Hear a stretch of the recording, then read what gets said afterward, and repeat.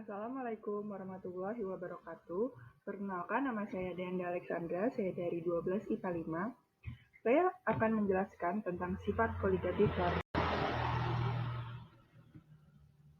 Definisi dari sifat koligatif larutan adalah suatu sifat larutan yang hanya dipengaruhi oleh jumlah partikel zat larut. Nah, jenis-jenis dari sifat koligatif larutan itu ada 4. Yang pertama ada kenaikan titik didih, penurunan titik beku, dan penurunan tekanan uap. Yang terakhir adalah tekanan osmotik. Nah, pada kesempatan kali ini, secara khususnya saya akan membahas tentang kenaikan titik didih. Kenaikan titik didih ini menggambarkan suatu fenomena bahwa titik didih dari pelarut akan lebih tinggi ketika senyawa lain ditambahkan, yang berarti bahwa larutan akan memiliki titik didih yang lebih tinggi daripada pelarut murninya. Contohnya nih, ketika air dididihkan sendirian nih, titik didihnya hanya 100 derajat, tapi kalau ditambahkan senyawa lainnya, bisa jadi titik didihnya mengalami kenaikan. Nah, rumus untuk delta TB ini ada 2. Yang pertama untuk larutan elektrolit dan yang kedua untuk larutan non-elektrolit.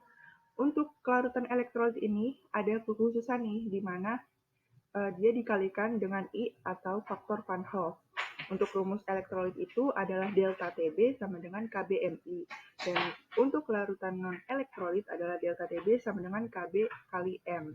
Dengan keterangan delta TB adalah kenaikan titik didih dalam derajat Celcius dan KB adalah tetapan kenaikan titik didih molal, yaitu derajat Celcius per molal. Dan M adalah molalitas larutan atau biasa disebut dengan molal. Dan I yang terakhir adalah faktor Van Hoff. Nah, di sini saya punya satu contoh soal. Nah, diberikan diagram PT seperti gambar di samping. Tentukanlah nilai X jika 3,6 gram glukosa dilarutkan pada air sebanyak 200 gram. Nah, dengan MR glukosa sama dengan 180 dan Kp air 0,53. Kalau dilihat soalnya, kayaknya susah banget soalnya ada diagram-diagram gitu. Sebenarnya enggak, nilai X ini adalah nilai TB atau titik didihnya. Nah, cara nyarinya, kita harus cari dulu delta TB, kenaikan titik didih. Dengan rumus non-elektrolit, yaitu delta TB sama dengan KB dikali M. Di sini molalitasnya kita pecah, jadi gram terlarut per mR dikali 1000 per gram pelarut. Nilai KB-nya yaitu 0,53 dikali 3,6 per 180 dikali 1000 per 200. 0,53, nah 3,6 per 180 ini kita bagi penbilang dan penyebutnya kita sama-sama bagi 3,6. Jadi hasilnya 1 per 50 dikalikan 5. Nah, hasilnya dapat 0,53, 1 per 10. 0,53 dibagi 10 sama dengan 0,053. Di sini kita bisa hitung si TB-nya nih,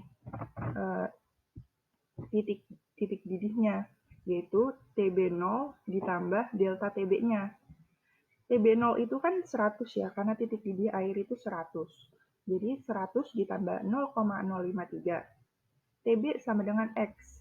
X ini yang kita cari tadi, yaitu hasilnya adalah 100,053 derajat Celcius.